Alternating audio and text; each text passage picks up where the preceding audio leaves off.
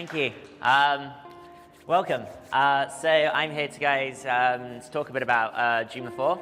I started learning what PHP was back in 2010.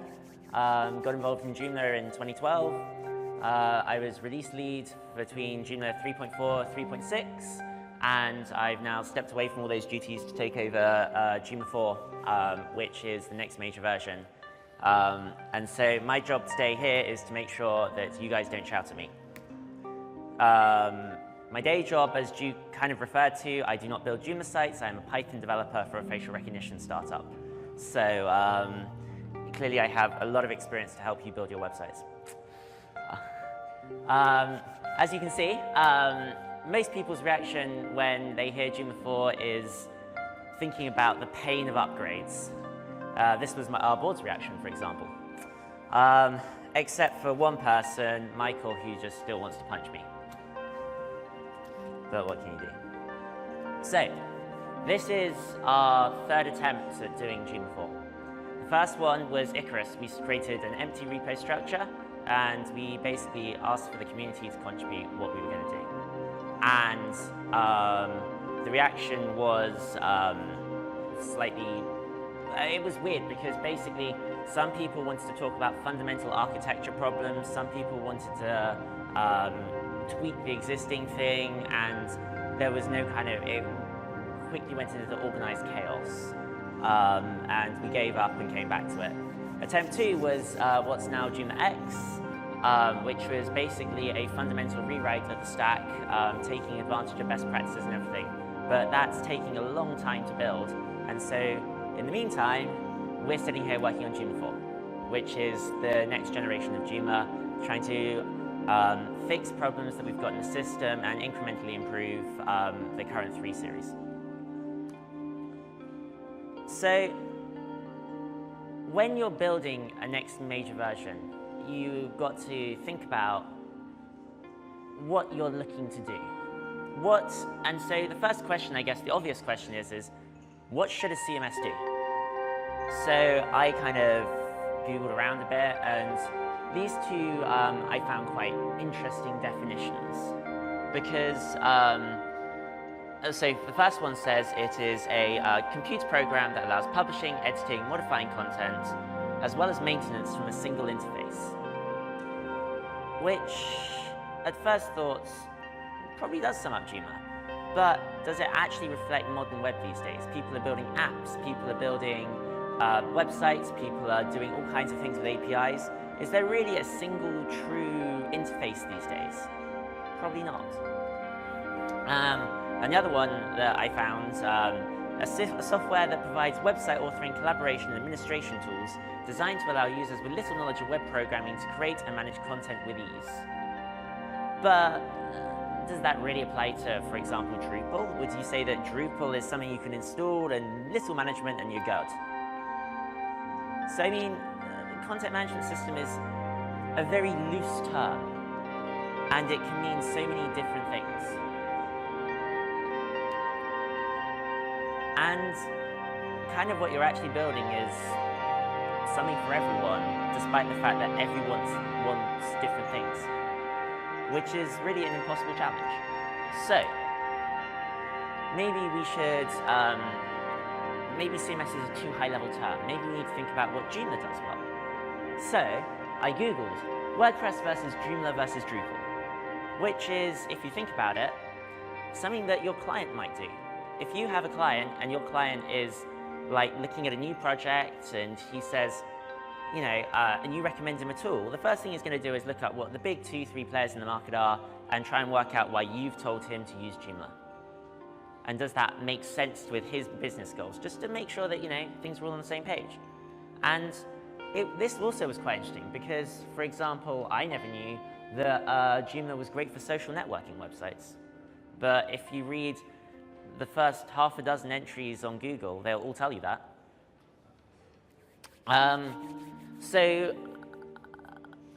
But there are some common pain points already began to identify themselves. For example, several websites all talked about WordPress's famous 5-minute install. And people go, oh, but Joomla's is a bit clunky and Drupal's is a bit clunkier still. And so you already start to feel that how strongly people value user experience and the user interface in the system. So I guess the question is what is Joomla's target market? What user group are we trying to appeal to? Are we trying to appeal to developers? Are we trying to appeal to site builders? Are we trying to promote ourselves to these kind of medium range products? And kind of small kind of companies with a team of people. And I think up until very recently, Joomla's been very sketchy about that. We always tried to market ourselves as this middle solution for everyone. And we're starting to realize that that's just not working. And so we basically, there's been a huge amount of work done in this recently by the marketing team with the idea that we're building a CMS that's going to appeal to people building websites. So that's not necessarily the person who comes on and manages the content every day. We're appealing to site integrators, people who are going to go and set up a website for a client that they can use day in, day out and feel comfortable. And alongside that, so that's what we call system integrators here. Obviously, we're also appealing to extension developers and template developers, but these kind of fall out because if you have strong demand for your product, because these people are building a website. Now, of course, we still need to have a system that works, but if you think about the kind of code structure you get in WordPress or whatever, people will go where the money is. People will deal with terrible code structures if their money is right. So yeah, so my takeout from this was people use Joomla because it has this really cool concept of extensions that people can reuse everywhere. And it's easy to integrate those extensions together. I mean, we heard earlier in the keynote just now how part of the problem in WordPress is that yes, you can download extensions, but making extensions work together can often turn into a nightmare really fast. For example, he was talking about his what was it? The management software integrating with all the other parts, e-commerce and all the rest of it. And we're generally used by site builders when a highly bespoke project is too expensive, but it's more than just a blog. I mean, we're not trying to appeal to the Squarespace, the Wix market space, because we want people to install extensions. Joomla's interface is designed for people to install extensions in. If you're not installing any extensions, the interface is less clear. You're not using half of Joomla. So, using that, we can build some target points for what we are needing to do with Joomla. So, to try and make the code easier for people who are developing code, we want to eliminate deprecated code, make sure there is one clearly documented way of doing things.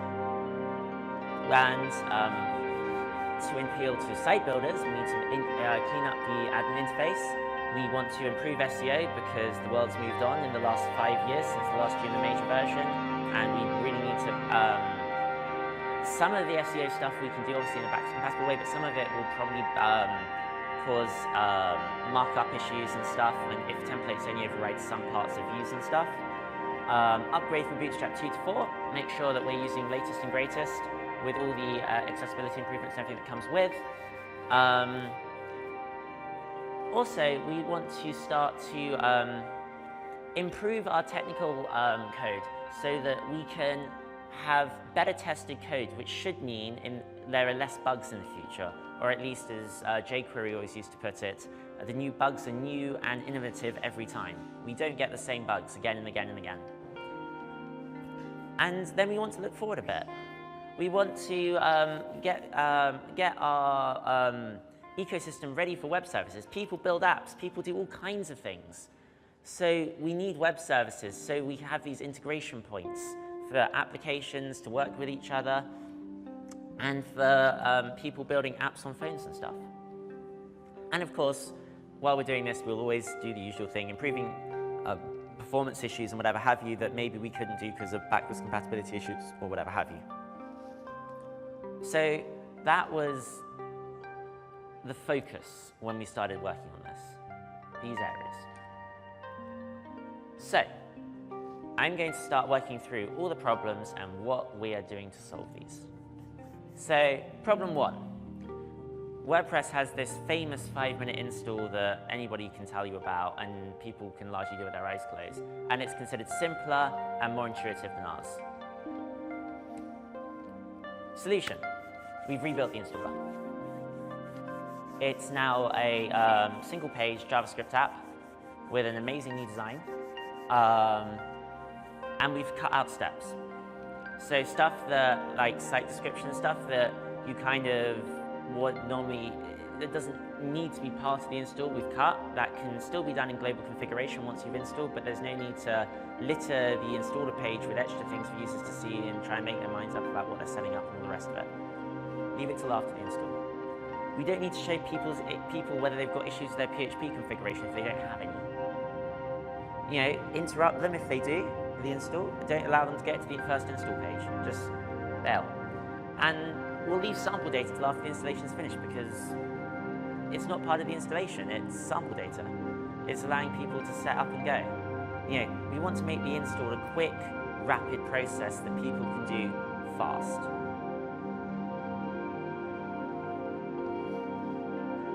And do I have an example? Yeah. So this is this is how it looks.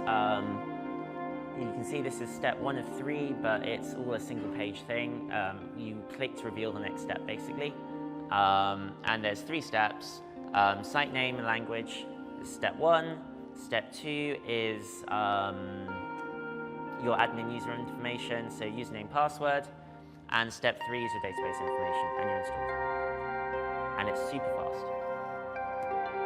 And if we have time at the end, I will come back and do a demo.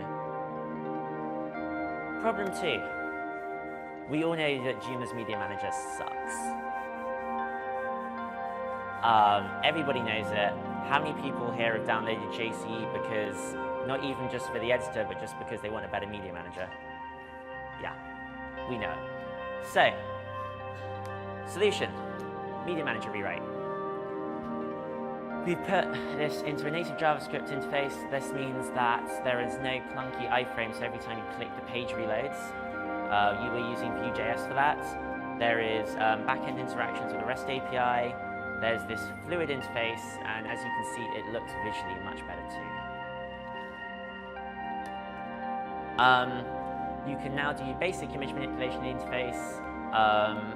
I don't believe we've merged the plugins yet to store data in the cloud, but there was a large amount of work done on our GSOC projects this year on that. Again, this is now something that's clean and much easier to use, and I really think it's a massive improvement that we have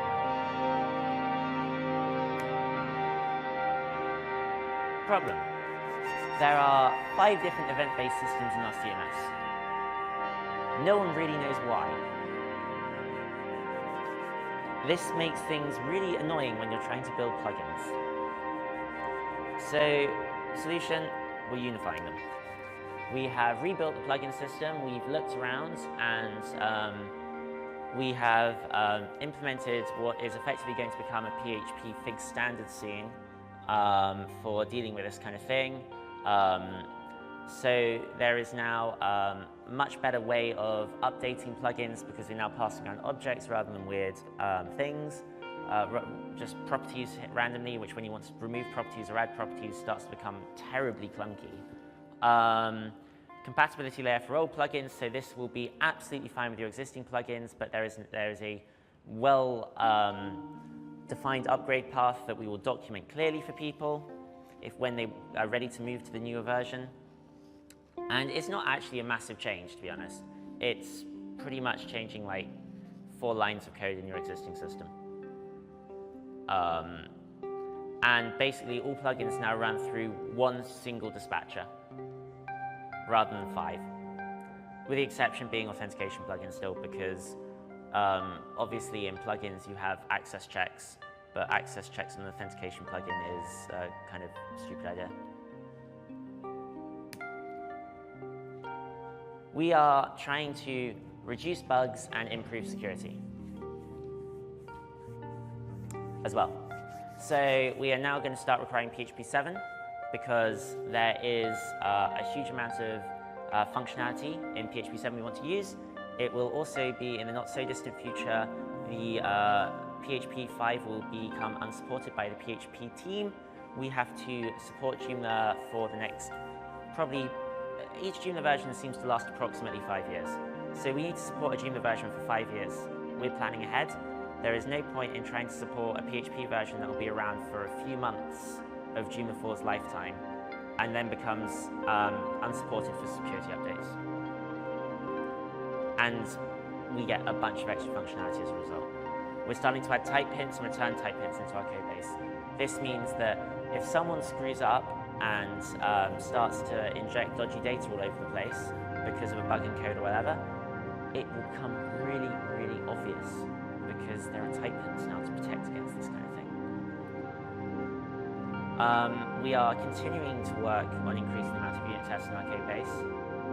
Part of the work we've done for that is to move everything, this comes back to this idea of moving our packages into the framework.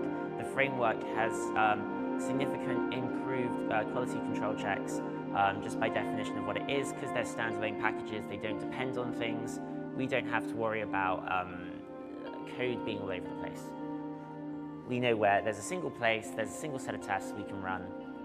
And also on the rest of the code base, we then have better ways to mock our things and start to improve tests. If you want to help with this, Robert Deutz is sitting there, he's in charge of the testing team. Problem. Government policy is increasingly requiring accessible websites.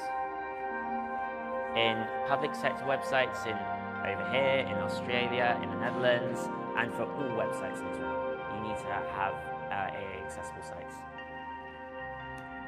So, our aim, and what we will do, is have a Joomla install that out of the box is AA compliant. This is our backend interface. It is still a work in progress, but we're getting there. This is something that we can enforce throughout Joomla, and we will. It is also something that will be continually worked on.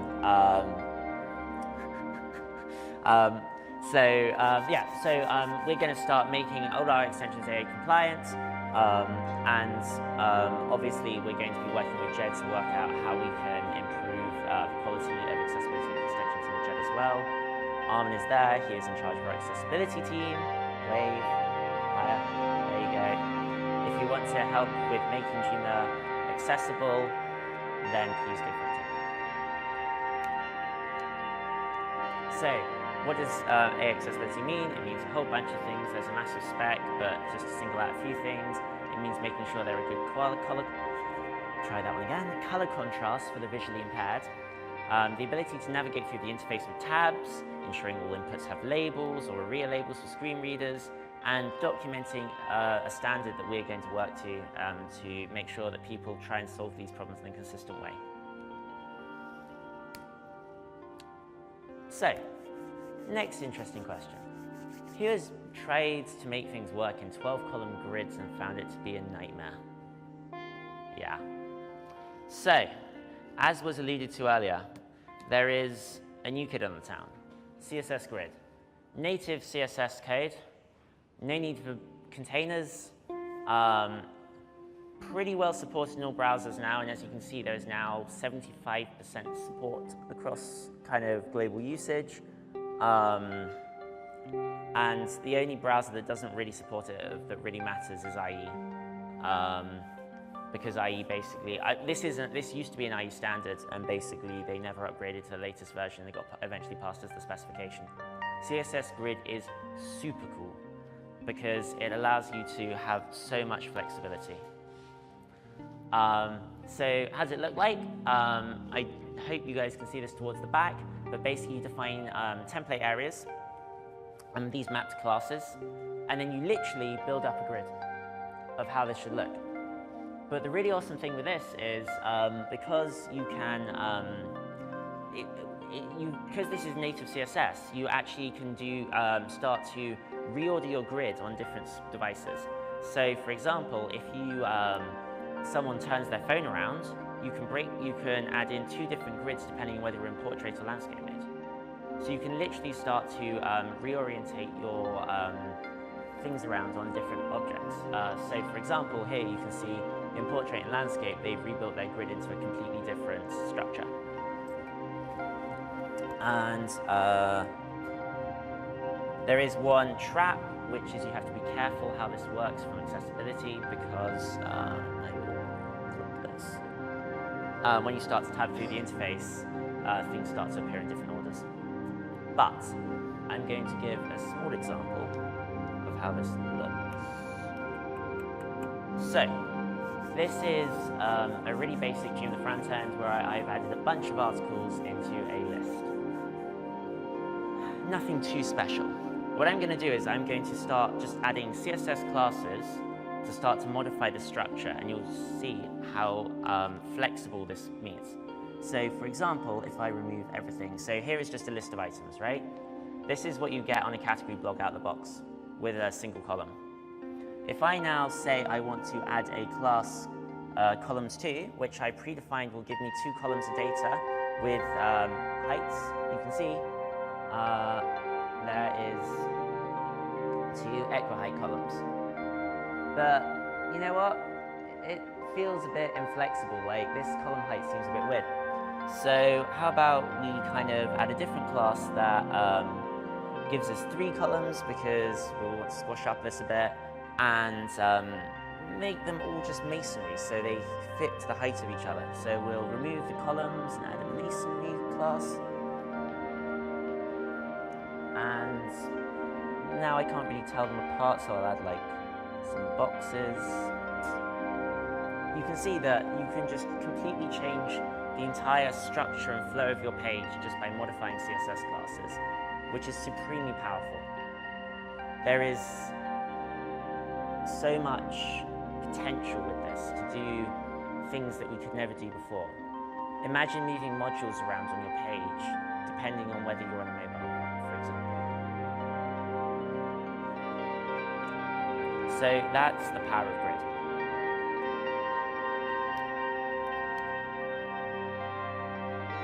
Okay, so grid solves one of the problems, which is grid, this kind of grid structure we've had for ages. The other kind of problem we have is that markup itself is quite annoying and fiddly, and you've got to learn what all the correct classes and IDs are, often in a nested structure. It's quite annoying. So one of the things that's come up recently is this standard called web components. And so if I want to build an alert, why can't I just build myself a Joomla alert tag that under the hood is going to render the correct markup for me? And so this is something that we have started working on. And opinions differ wildly as to whether it's a good thing or a bad thing, but it's a really flexible system. So when you build up these elements, I'll go back to this, basically what you do under the hood, actually, let's move on. There. Go back.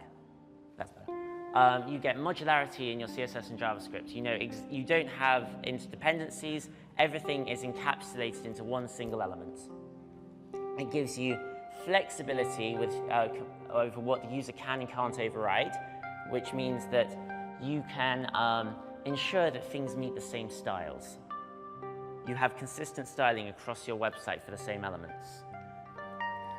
And finally, it gives you great extensibility, because you can start to build up sets of data which are completely kind of unique and custom in your own way. And whilst internally some DOM stuff can look quite hard, you define templates and scripts and what slots for what can be overridden and stuff, it doesn't matter for most people, because most people are just going to use the elements, and they are supremely easy to document and use. You can see here, this is for a set of tabs, and you can see it's really easy, because you can say, you don't need to build like a whole series of nested divs and tabs and stuff. All you have to do is implement a parent tabs, each individual tab, here is the styling available, here is the JavaScript event string. And so you're only exposing a limited subset, and the user doesn't have to learn about half the implementation that they currently have to with Bootstrap and stuff, where you have to make sure you've got like 3 or 4 layers of divs and make sure all of them have the right classes attached and all the rest of it. It's so powerful. So these are things that we're working on at the moment. So I guess hopefully I persuaded you that a lot of these features are worthwhile features to have. So I guess the next question is how painful is the migration going to be? So I'll start with extension developers and move on to site builders. So for an extension developer, it should be easy to support Joomla 3.9 and 4 at the same time. We are trying to make this upgrade clean and easy. There is a documentation page which we've started and are trying to keep up to date, which is potential compatibility issues that we think you will come across. And we are also trying to backport some of this, limited parts of this into 3, so that we can try and make it easy for you to support clients who still stay on 3, because let's be honest, it's going to take people a year, 2 years to start to move across. And you'll need to support both versions at the same time. What I would encourage extension developers to do is to start early with this, start looking at this and give feedback. We are here to listen. Once a stable comes out, we're much more tied with what we can do to help than what we are now. So come talk to me, tell me about pain points you experience and things we can do to improve. We are, to give you an idea of kind of issues people experience, mostly it's to do with user-deprecated code, and there's already replacements in the 3 series for all the stuff we've deprecated, obviously. And I've played around with a couple of people's extensions and templates. For example, one of the template clubs, I took a look at their code and upgraded it in 20 minutes. It should not be a painful experience. And their code still works on Joomla 3.3 and so try installing your extensions now, see what breaks, see what's easy for you to fix, see if there's any issues that we need to start looking at. For site builders, people building websites, the biggest pain point you're going to get is going to be the migration from Bootstrap 2 to Bootstrap 4, honestly. We can't fix things for you with that. You're going to have to look at your template and look at, if your template overrides every single view in the entire system and you're using Bootstrap 3 or whatever, you're probably actually okay. If you're using Joomla's Bootstrap 2, then you've got to figure out your path to going to 4, and it depends how much you're overriding. You'll almost certainly need to update your extensions to the latest versions. Nearly every extension uses deprecated code somewhere, and they will need to create a Joomla 4 compatible version. We are trying to make the process of checking whether your extension is compatible much easier than we have done in the past. So we have integrated into Joomla 3.9 a new view before you hit update, which tells you about all your extensions you've got installed and what versions they're compatible with. So we can say, no, this is not compatible. So you can see in one page what works, what doesn't work. So that's kind of the main summary of kind of what we're doing. What we're still working on is a new version of the backend template. There's some really cool designs coming out that we are working on. Web services, which we're working on. There's a repo for that. If people want to get involved with that, please contact me. We're looking into service workers. Service workers are a really cool concept. They kind of got referred to in the keynote earlier. But they can be an interesting pain as well. We're continuing our work with web components, and we're also working on a second round of features for Media Manager. Timeline. Oh boy. Okay, well, I can do one thing now. I am going to push the first stable.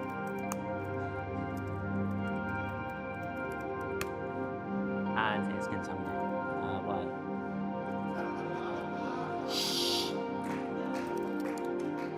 How about I set it push to Joomla? There we go.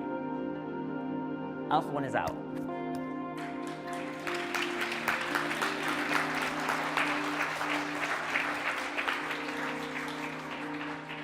As for further releases, so for now, this is, what we have now is not feature complete in any way. It is not stable. For example, we haven't even started working on mobile views. We haven't started working on, and as you say, there's a second drop of the admin template that's going to come as well. So what I want this alpha to look like is for people to start, mainly extension developers, to start looking at what we're doing, so people to start testing and start to get a feel of the direction we're going in and give feedback. As for how we're going to move forwards, it's always hard to say until we start to get everything coming together. We can start thinking about betas, but we're kind of loosely targeting stables sometime next summer.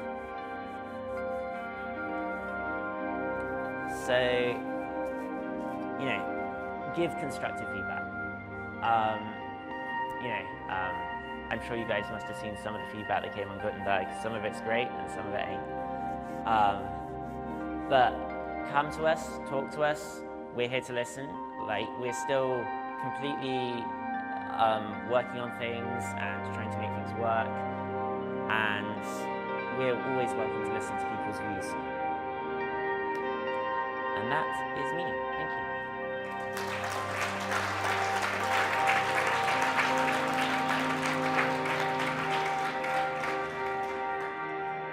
So, questions?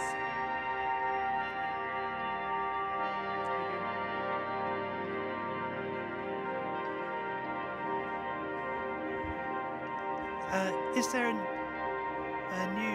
Do you have any details on is there a new front-end template using Bootstrap 4 in Joomla? Yes, there are new front-end and back-end templates already, and the new installer template. I can very quickly.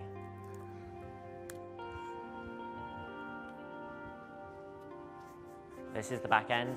I have really stripped down the front end for the purposes of this demo, so I'm just going to reinstall it. If I reinstall it, it's going to be much easier. So this is our installer. Step 1, step 2, step 3, done.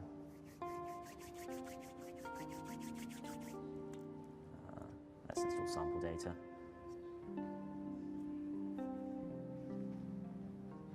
Okay, so site looks a bit like this.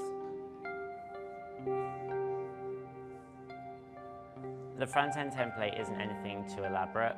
We're still trying to keep the idea of having a really simplified front-end template. We don't want to kind of build a kind of template club framework style thing. Question at the back there.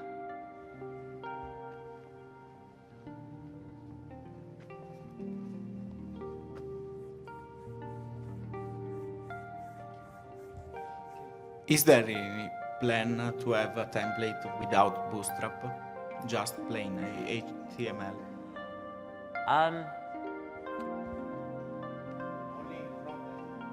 At the moment, no. So whilst we're going to be using web components and things, there probably won't actually be the Bootstrap's JavaScript probably won't actually be required in a lot of places. But we still want a consistent styling on things like forms and buttons and all that kind of stuff. The thing that Bootstrap gives us that we don't get in a lot of other places is a great support community and great documentation. We don't particularly want to go back to the Joomla 2.5 days of rolling our own thing everywhere. So for now, the plan is still to use Bootstrap 4 on the front end so that we have this unified view of the world. Everything looks consistent. Any other questions?